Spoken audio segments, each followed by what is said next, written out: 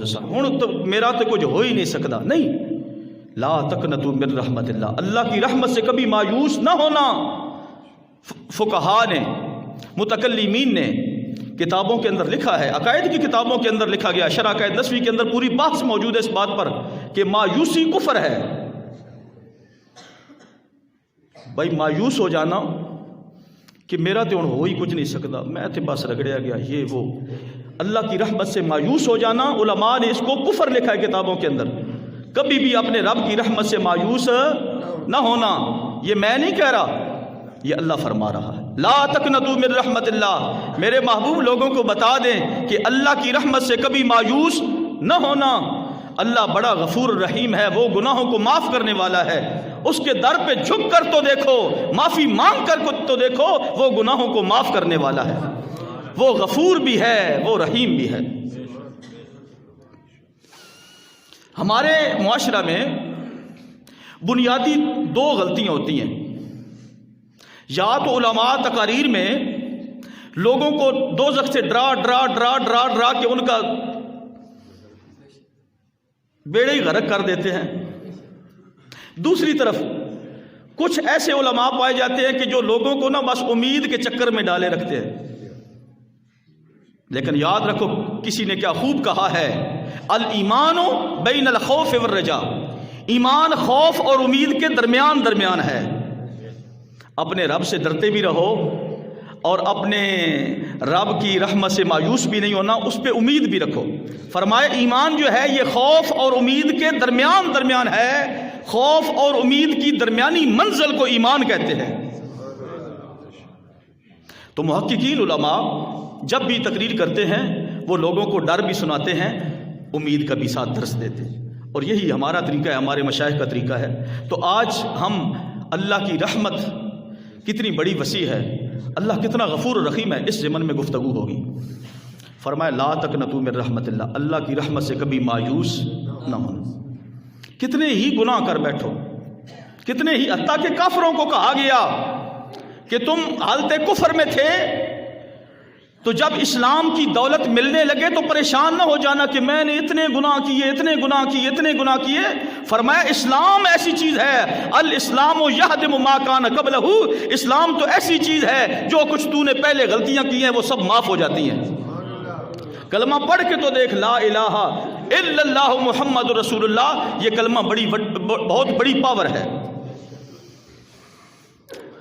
تو مسلمانوں کبھی بھی اپنے رب کی رحمت سے نا امید نہیں ہو. ٹھیک ہے، میں نے آپ کو عرض کر دیا کہ مایوسی اور نا امید ہونا اللہ کی رحمت سے یہ کفر ہے. کفر بندے کا یہ عقیدہ اگر بن گیا تو وہ بندہ دائرہ اسلام سے خارج ہو جاتا ہے.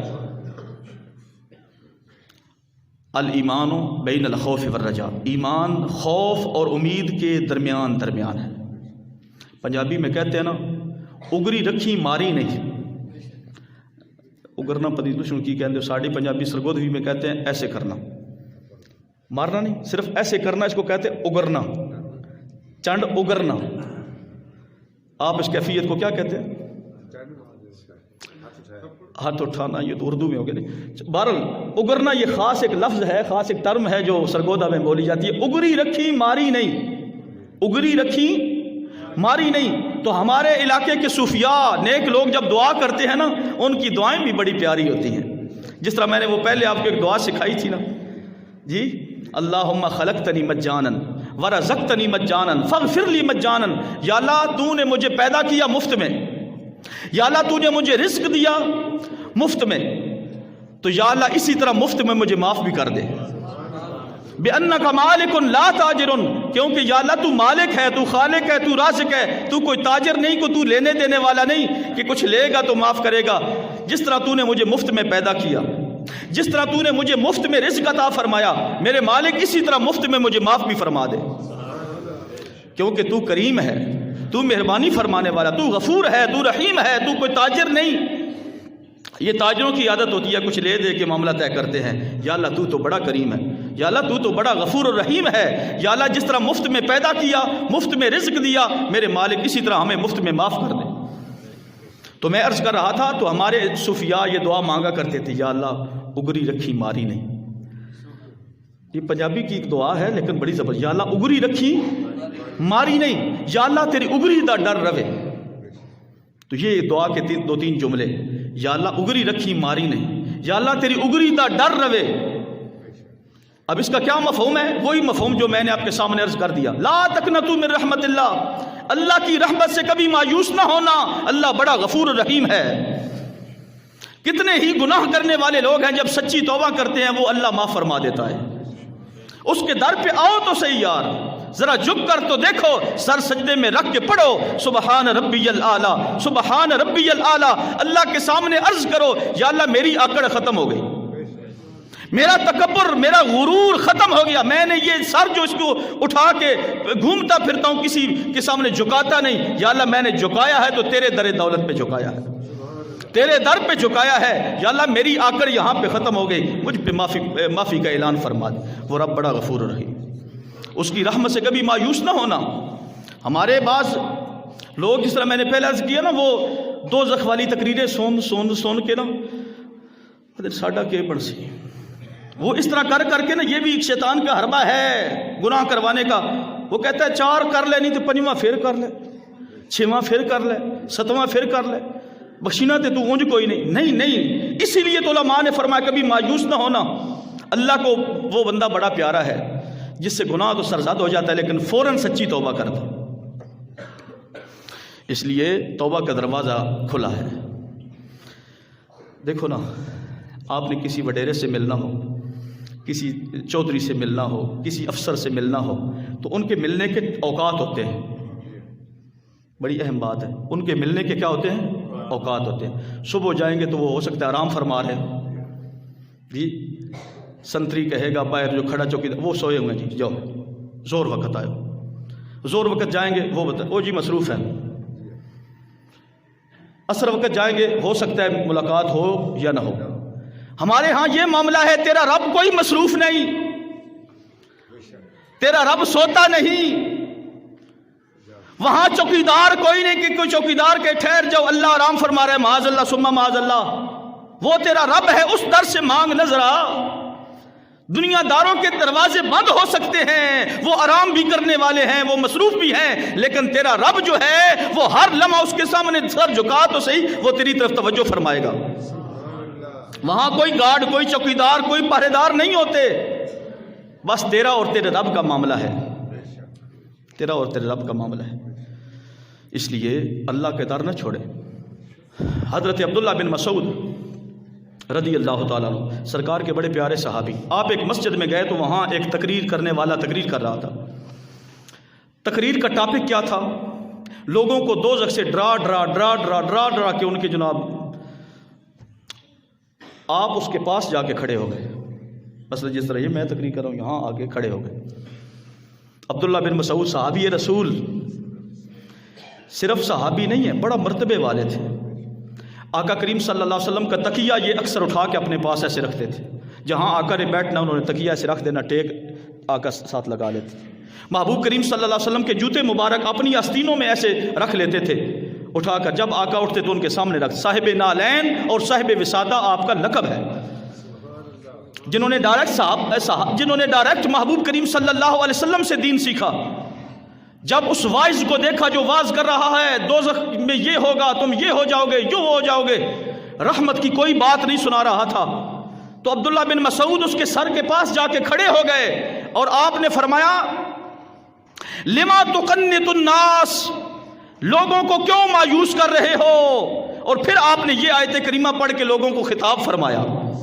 وہیں پہ کھڑے ہو کر آپ نے فرمایا لوگوں، اللہ فرماتا ہے قل یا عبادی الذین اسرفوا علی انفسہم لا تقنطوا من رحمت اللہ، اللہ کی رحمت سے کبھی مایوس نہ ہونا. جو اللہ کی رحمت سے مایوس ہوتا ہے وہ دائرہ اسلام سے خارج ہو جاتا ہے. اب تمہارا رب بڑا غفور الرحیم ہے، وہ تمہارے گناہوں کو معاف کر دے گا. تو اس کی در پہ جھک کر تو دیکھو، معافی مانگ کر تو دیکھو، سچی توبہ کر کے تو دیکھو. اس لیے بعض دفعہ انسان ایسی، بہت سارے نوجوان اس قسم کی تقاریر جب سنتے ہیں نا، جو صرف ایک ہی لائن دکھائی رکھتے ہیں، تو وہ بڑے مایوس ہوئے پھرتے ہوتے ہیں. یہ ہمارا پھر کیا بنے گا، ہمارا کیا بنے گا؟ وہ انعام سنو اور یقین جانو ایک گیا گزرا بندہ بھی ضرور آج رات اپنے رب کے سامنے سجدے میں گر جائے گا انشاءاللہ. تھوڑی سی ایمان کی بھی رتی ہوئی نا، اللہ کریم نے فرمایا من تاب و آمن و عمل عملا صالحا، جس بندے نے سچی توبہ کی، کیا کیا؟ اچھے عمل کیے، اللہ کریم اس پہ اتنا مہربان ہوتا ہے، اللہ فرماتا ہے فَأُولَٰئِكَ يُبَدِّلُ اللَّهُ سَيِّئَاتِهِمْ حَسَنَاتٍ، اللہ کریم اس کے گناہوں کو نیکیوں کے اندر تبدیل کر دیتا ہے۔ اب یہاں پہ آ کر یہ وہ مقام ہے، کچھ لوگ سوچ میں پڑ جاتے ہیں اسا گناہ کیتے نے تے مولوی سن کی سنائی جا رہا ہے، مولوی اپنی بات نہیں کر رہا، اللہ کا کلام آپ کے سامنے پڑھ رہا ہے۔ اللہ اتنا غفور رحیم ہے، سچی توبہ اور نیک اعمال کر کے تو دیکھ، اللہ تیری برائیوں کو نیکیوں کے اندر تبدیل کر دے گا۔ اور اللہ نے آگے پتہ ہے کیا فرمایا؟ وَكَانَ اللَّهُ غَفُورًا رَحِيمًا، سوچ میں مت پڑنا یہ کیسے ہو سکتا ہے، یہ کیسے شیسے کا چکر چھوڑ، اس سے نکل، بس اتنا جان لے تیرا رب جو ہے وہ غفور بھی ہے، رحیم بھی ہے۔ امام غزالی رحمۃ اللہ تعالیٰ علیہ نے اپنی کتاب کے اندر اس آیت کی تشریح بیان کرتے ہوئے فرمایا لوگوں کبھی یہ سوچ میں مت پڑنا کہ گناہ نیکیوں میں کیسے تبدیل ہوتے ہیں۔ وہاں پر انہوں نے حضرت عمر فاروق کا ایک واقعہ لکھا جو میں آپ کو سنانا چاہتا ہوں۔ حضرت عمر فاروق رضی اللہ تعالیٰ عنہ کو دور خلافت تھا، آپ ایک گلی میں جا رہے تھے، اسی گلی میں سامنے سے ایک شرابی آ رہا تھا، شراب اس بندے نے پی ہوئی ہے اور بوتل بھی ہاتھ میں ہے۔ اب اس نے دیکھا جب حضرت عمر فاروق کو، ڈر گیا۔ کیوں ڈرا؟ کیونکہ اسے پتا تھا عمر فاروق رضی اللہ تعالیٰ عنہ ڈنڈا یا درہ اکثر ہاتھ میں رکھتے تھے۔ آج پولیس کو کمپلین کرنی پڑتی ہے، وہ بھی بعد میں آتی ہے، یا کو پکڑا جائے چھڑانے والے پہلے وہاں پہ موجود ہوتے، مجرم ابھی پہنچا نہیں ہوتا وہاں تک۔ تو یہ ہمارے ہاں عجیب صورتحال ہے۔ عمر فاروق کے بارے میں اس کو پتا تھا شرابی کی سزا پتہ ہے کیا ہے؟ لٹا کر سر عام اسے 80 کوڑے مارے جائیں۔ کتنے؟ 80 لتر اس کو مارے جائیں۔ تو ہمارے ہاں ایسے لوگوں کو سر پہ بٹھایا جاتا، آؤ جی چودھری صاحب، آؤ جی فلاں صاحب، آؤ جی کیا بات ہے تھوڑی، تسی شرابی لوگ ہو۔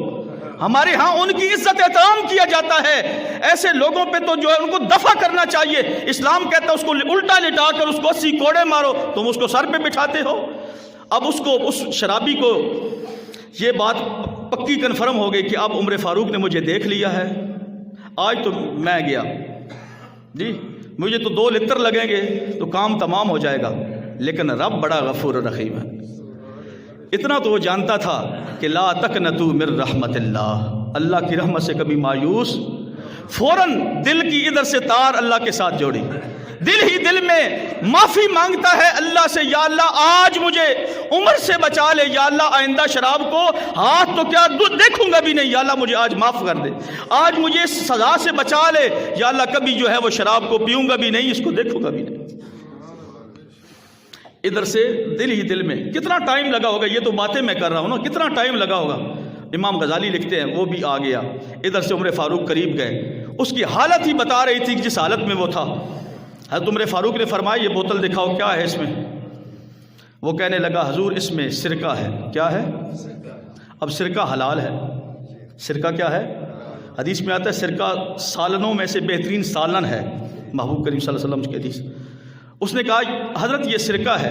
اب یہاں بھی ایک جھوٹ بول گیا، لیکن یہاں سے لائن جو سیدھی ہو گئی کہ تار جو ہے اپنے رب سے جڑی ہو، مدینے والے محمد مصطفیٰ سے جڑی ہو، چاہے تو جلوت میں ہو، چاہے خلوت میں ہو، چاہے تو رش میں بیٹھا ہو، چاہے تو مسجد میں بیٹھا ہو، چاہے تو گھر میں بیٹھا ہو، تیرے دل کی سوئی جو ہے وہ مدینہ کی طرف ہونی چاہیے۔ اب ادھر سے سوئی جڑ گئی تھی، وہ تار جڑ گئی، تو حضرت عمر فاروق نے وہ بوتل کا وہ ڈھکن کاغ اتارا تو دیکھا وہ واقعی سرکہ تھا، وہ واقعی سرکہ تھا۔ امام غزالی نے یہاں تک لکھنے کے بعد فرمایا او لوگوں، وہ رب جو شراب کو سرکے میں تبدیل کر سکتا ہے، فَأُولَٰئِكَ يُبَدِّلُ اللَّهُ سَيِّئَاتِهِمْ حَسَنَاتٍ، وہ رب جو ہے وہ برائیوں کو نیکیوں کے اندر بھی تبدیل کر سکتا ہے۔ وَكَانَ اللَّهُ غَفُورًا رَحِيمًا، اللہ تعالیٰ غفور بھی ہے، رحیم بھی ہے۔ اس کے در پہ جھک کر تو دیکھو، سچی توبہ کر کے تو دیکھو، تیرا رب معاف فرمانے والا ہے۔